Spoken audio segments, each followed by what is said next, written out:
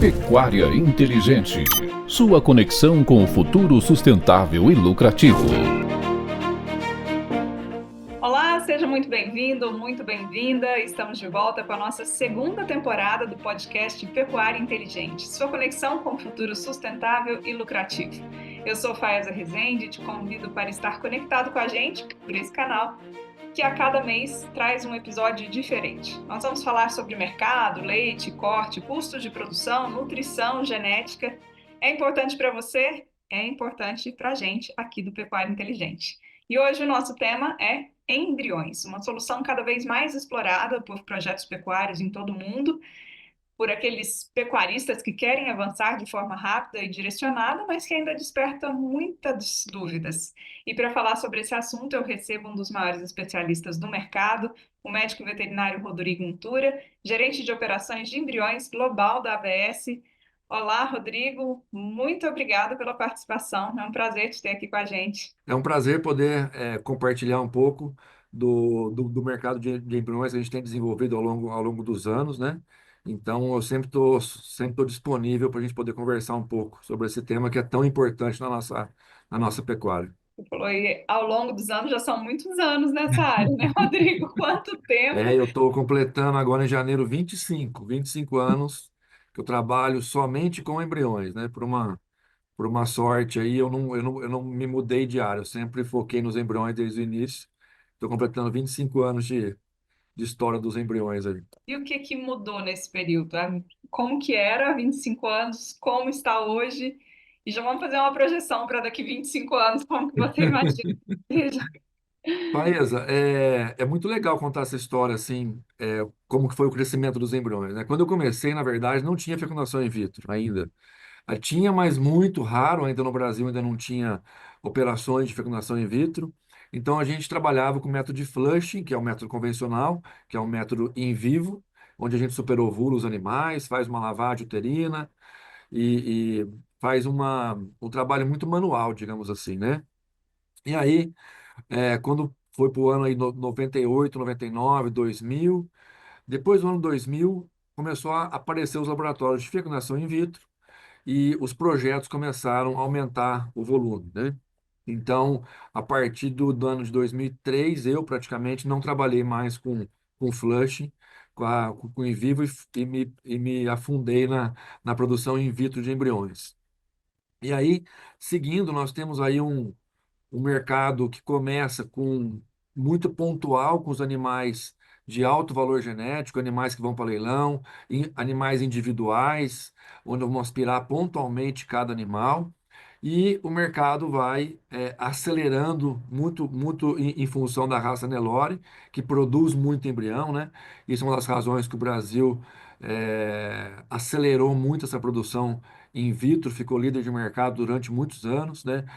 Podemos falar disso depois, mas ainda é líder, né, de mercado. Atrás dos Estados Unidos, a gente conversa disso depois, mas começou a acelerar muito a produção e as pesquisas também aceleraram bastante, até que no ano de 2007 teve um divisor de águas, onde os projetos de larga escala começaram a aparecer, né? O uso do semi-sexado, projetos de larga escala, o uso da receptora Nelore como receptora, que a gente não tinha isso antes de 2007, o embrião congelado. Então, aí, a partir de 2007, digamos que a produção começou a ter uma nova escala, uma escala mais comercial, ao invés de um gado mais elite, né?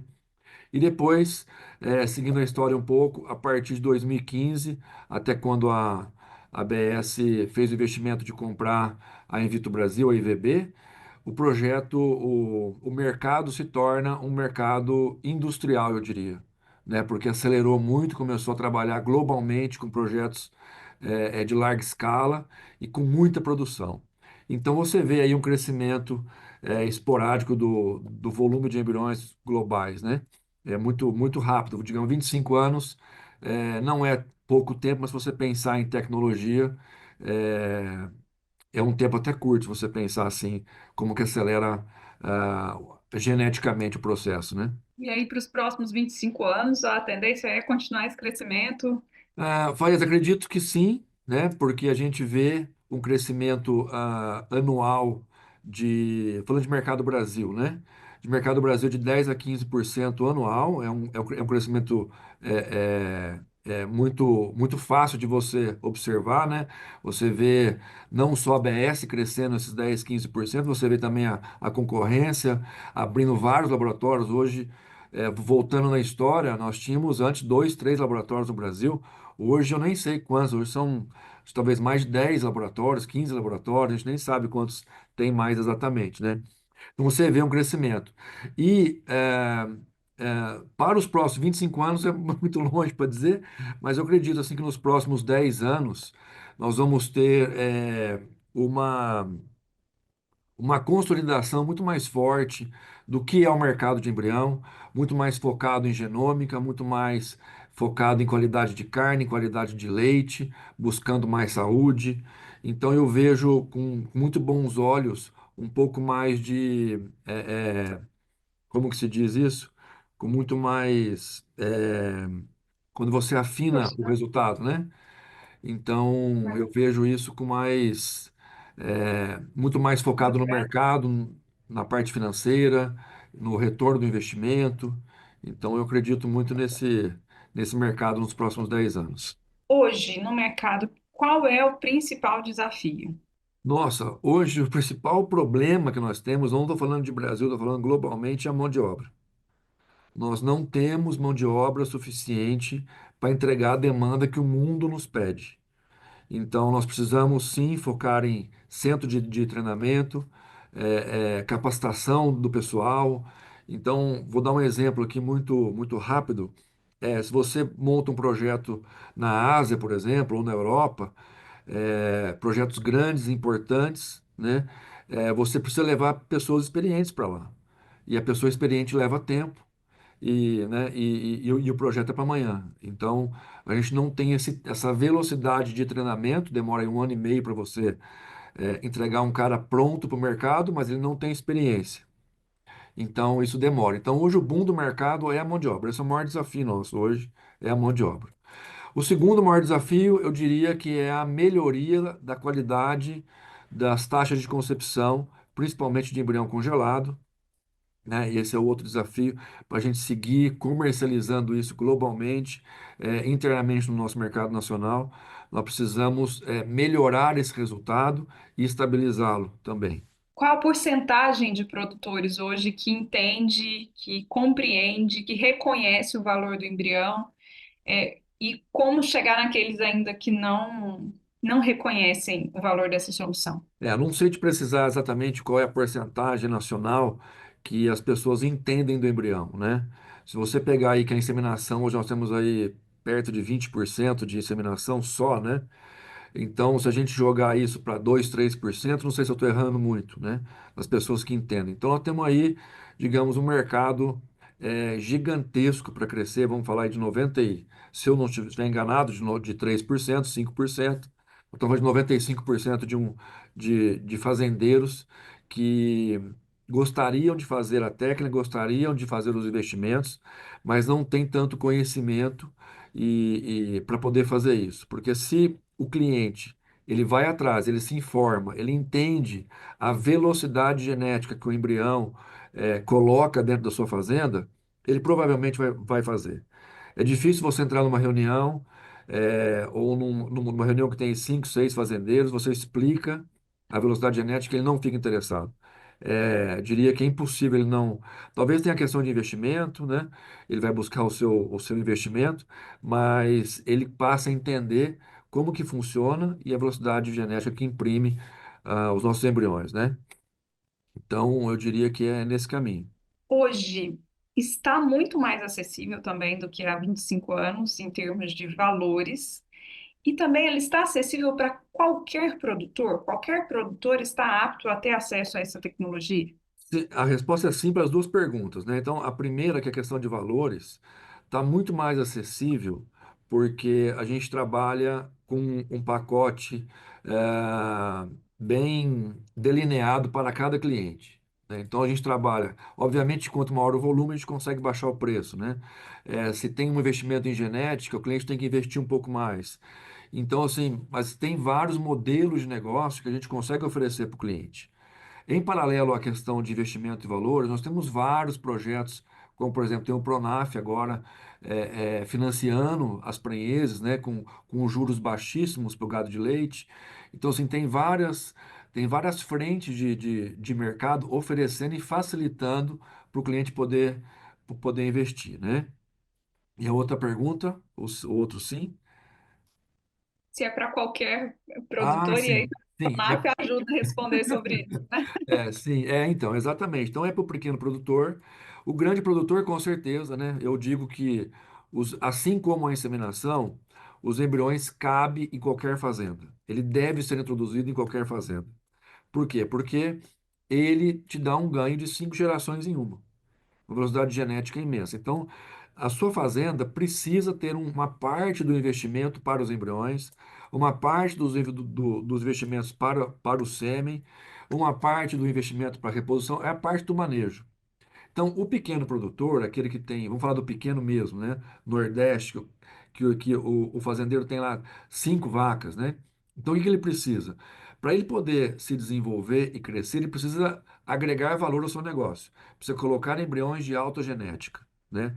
E a grande facilidade que nós temos hoje é o acesso, a gente não tinha no passado, às grandes fazendas de genética. Então, hoje, se você é capaz de você comprar um embrião de uma fazenda que tem 40 anos de seleção.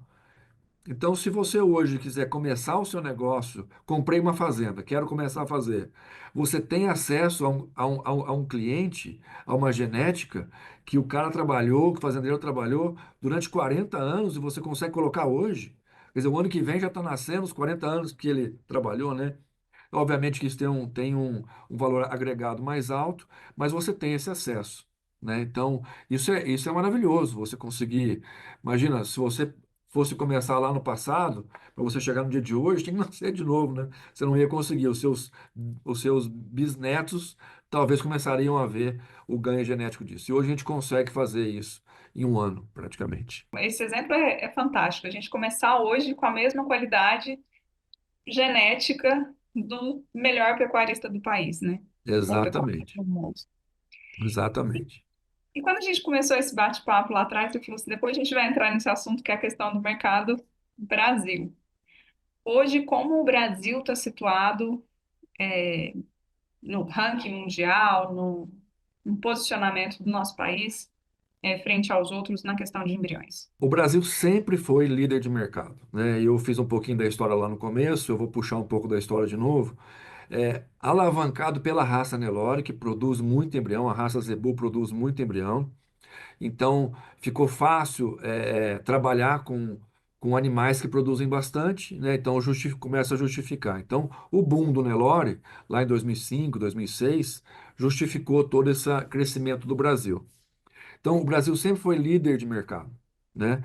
E recentemente os Estados Unidos passou o Brasil, né, de uma forma oficial, né? Hoje quem contabiliza, quem informa esses números é a IETS, que é a International Embryo Society, que é uma reunião que acontece anualmente, onde eles informam os dados. Então, oficialmente, o mundo produz 2 milhões de embriões, 1,6 milhão de fecundação in vitro, né? Esses são os dados oficiais. E os Estados Unidos passou o Brasil oficialmente. Porém, o que que aconteceu? Quem contabiliza esses números de produção de embriões são as associações de raça, né? E o Brasil, o mercado foi mudando, foi virando mercado de produção de carne e leite, onde você não utiliza mais os animais que vão para a associação para serem registrados. Está produzindo carne e leite, não precisa registrar, né? Então, grande parte desse volume não é contabilizado. Então, houve até há 2 anos atrás, em Lima, no Peru, teve uma reunião da IES, a qual eu fui, e teve um slide do João Viana, onde ele mostra é, que o Brasil está subcontabilizado. Então, ele está lá oficialmente que o Brasil produz 450 mil embriões anuais, mas tem uma venda de bainha azul, que é a bainha que transfere os embriões, de 1,2 milhão no Brasil. E aí ele até comentou, se nós tivermos 20% de margem de erro, nós temos 1 milhão de embriões produzidos no Brasil, que é o que a gente acredita, não só eu, como a grande parte dos veterinários acreditam que hoje a produção do Brasil é 1 milhão de embriões, né? Então aí ele passa os Estados Unidos com facilidade nesse ponto. Mas a gente precisa trabalhar em números oficiais, que são os números da IETS, que é esse 2 milhões, e assim a gente segue com isso, de forma que eu espero que nos próximos anos a gente consiga ter uma acurácia melhor nesses números, apoiado pelas BIA, enfim, então todo mundo é empenhado em tentar resolver isso, né? Do crescimento global, saindo do Brasil um pouco, né? Se a gente falar um pouco do crescimento, nós temos os Estados Unidos, que nem eu acabei de comentar, e nós temos um crescimento muito forte na Ásia, investimentos fortíssimos, assim, numa velocidade absurda, né? Nossa negociação começa com 25, 30 mil embriões por cliente. Então, eu acredito que se a Ásia continuar acelerando, nos próximos anos, talvez a Ásia seja o nosso primeiro produtor de embriões globais aí. E lá muito focado em holandês, raças zebuínas Na também. Ásia, na Ásia é focado principalmente no gado holandês, né?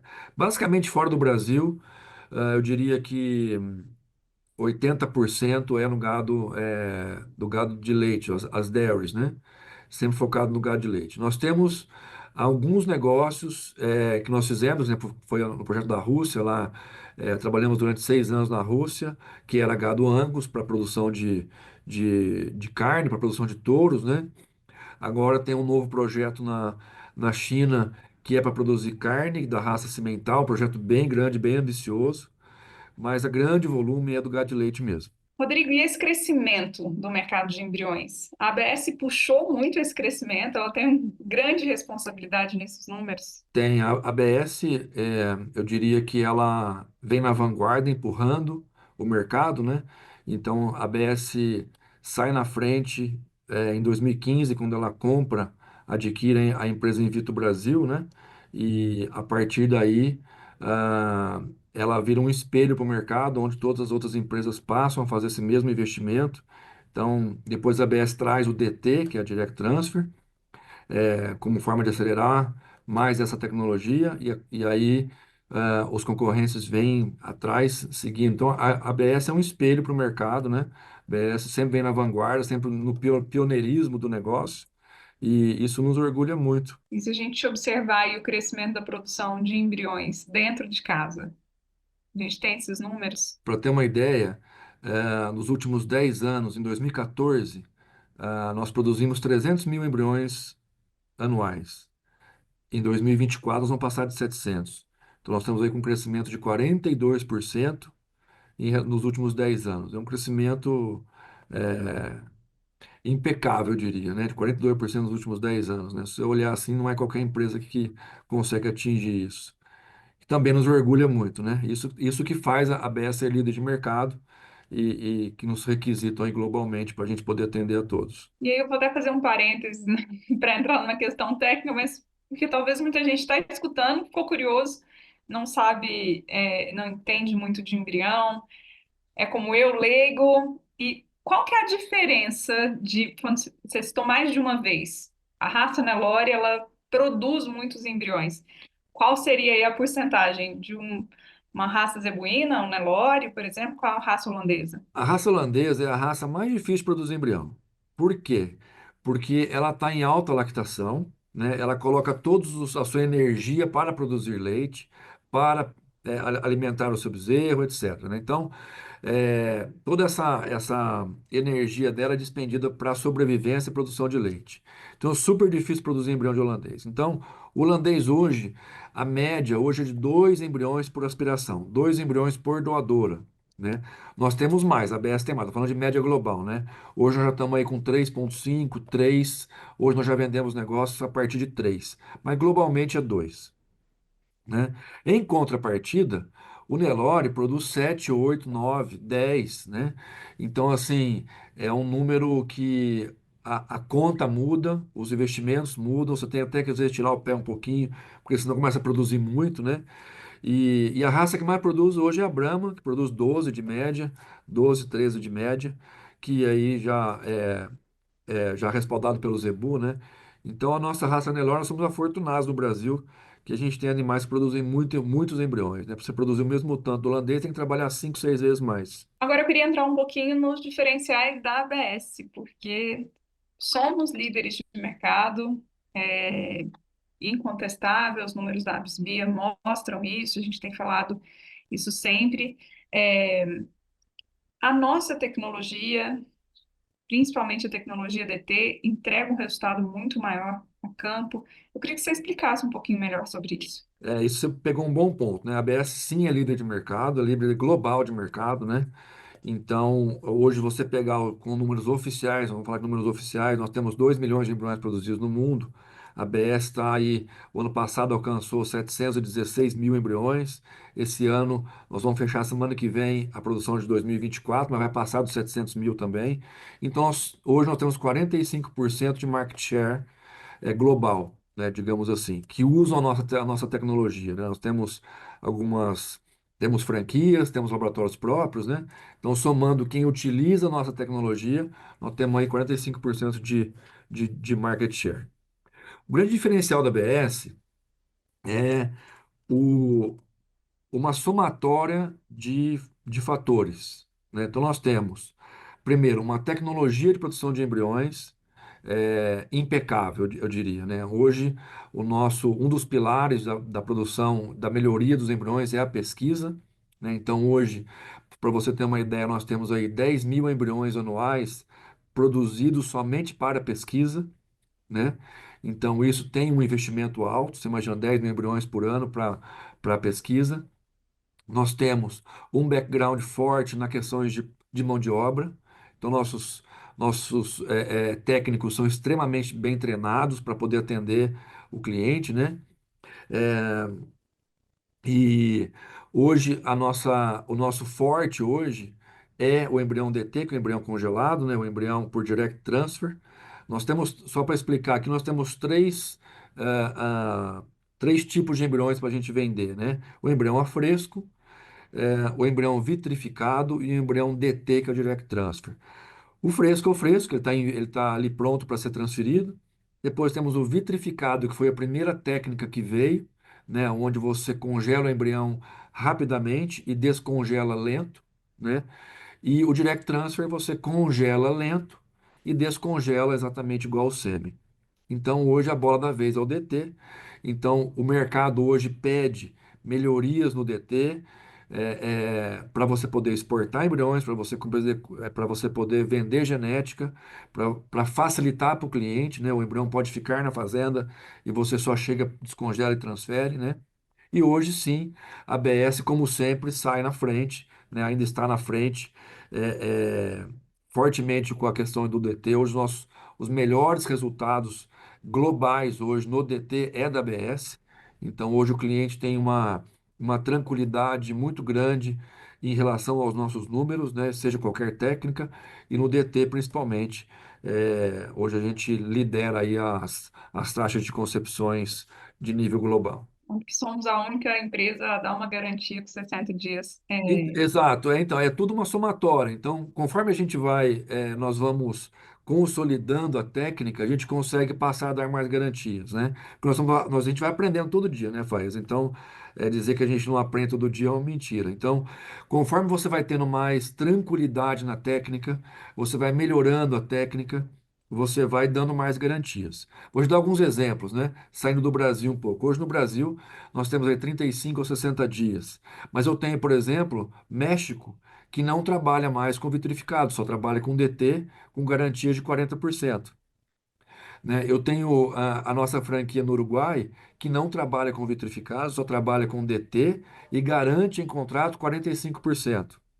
Né? Aqui nos Estados Unidos, onde eu estou agora, nós estamos aí chegando muito perto de 50% de taxa de concepção no DT. Então, isso vai nos dando uma tranquilidade nas garantias. Né? Você consegue operar com mais tranquilidade, você consegue oferecer para o cliente com mais tranquilidade, e o cliente, claro, vai confiando, né? Vai deixando a gente trabalhar com mais conforto e vai confiando mais no nosso trabalho, e aí o negócio só vai acelerando. Então é isso. Rodrigo, se alguém estiver nos escutando, e ainda tem resistência ao embrião, ainda quer saber mais, qual que é seu conselho para esse pecuarista, para esse produtor? Qual que é a orientação? A primeira orientação que eu digo para o cliente é ele conversar com as pessoas certas, né? Então, busque um bom técnico da ABS para ele conversar sobre o embrião, para explicar como que funciona a técnica, quais são os gargalos dentro da fazenda, se vai mudar alguma coisa no manejo ou não, qual que é o investimento que ele tem que fazer, qual que é a parte genética que ele vai utilizar, né? Porque a ABS hoje nós temos, eu até estava na reunião semana passada, eu comentei isso. Nós temos um pacote de soluções genéticas muito forte. Nós temos aí a base do pessoal que trabalha com a genética. Ele me diz qual doadora que eu tenho que aspirar, né? Qual touro nós vamos utilizar. Nós temos o nosso Sexcel, que é o semi-sexado, que hoje, tranquilamente, eu afirmo que na fecundação in vitro é muito melhor que a concorrência na produção in vitro de embriões, né? Então, assim, nós temos um pacote de negócio muito forte, né? Então, o que que eu sugiro? Se informar, né? O embrião é para qualquer fazenda? É, sim e não, né? Sim, porque ele precisa investir em algum momento, mas precisa se preparar para isso, né? Eu sempre digo que os embriões uma escadinha, a tecnologia é uma escada. Se você está bem com a sua estação de monta, se você está bem com o seu descarte de animais, você está fazendo tudo correto, você está com a estação de monta, você está inseminando, está com bons resultados, tá tudo redondo, os seus números, os dados, isso é importante. Os dados estão na sua mão. Você sabe qual que é a taxa de concepção real, quais são as perdas, como que é a sua reposição. Aí você passa para trabalhar com os embriões. E aí você vai ter sucesso. Se você pular alguma etapa, provavelmente você vai ter insucesso. E isso o cliente precisa escutar da gente, né? Então, você quer trabalhar com embrião? Quero. Vamos ver o que nós vamos fazer e quando nós vamos fazer. Então, nós vamos te ajudar a organizar a sua casa para você chegar lá. Eu acho que esse é o grande trunfo da BS hoje, o grande vantagem competitiva dentro da BS hoje, que a gente consegue delinear para o cliente o passo a passo até ele chegar nos embriões e ter sucesso com os embriões também. Para falar com a nossa equipe é muito simples, entrando no nosso site, tem uma aba Fale Conosco, deixe seus contatos ali e algum técnico da ABS com certeza vai entrar em contato com você. Rodrigo, eu quero agradecer muito a sua disponibilidade, seu tempo, o compartilhamento de conhecimento com a gente. Eu que agradeço, Faz. É um prazer estar aqui, prazer estar compartilhando com você, né, da nossa ABS, as informações dos embriões. Eu estou sempre à disposição. Assim que você precisar, eu estou por aqui. Muito obrigada. Com certeza vamos gravar outros episódios aqui para o Pecuária Inteligente. Eu quero agradecer, além da sua companhia, a companhia também de quem nos escuta, e pedir para que, se gostaram desse bate-papo, que compartilhem esse link para que mais produtores possam nos acompanhar e que, se tiver algum tema que gostaria de sugerir para que seja pauta do nosso podcast, entre em contato com a gente. O nosso e-mail é olharrural@gmail.com. Muito obrigada pela companhia. Em breve nós estaremos de volta. Tchau! Você acompanhou mais uma edição do Pecuária Inteligente por ABS, sua conexão com o futuro sustentável e lucrativo.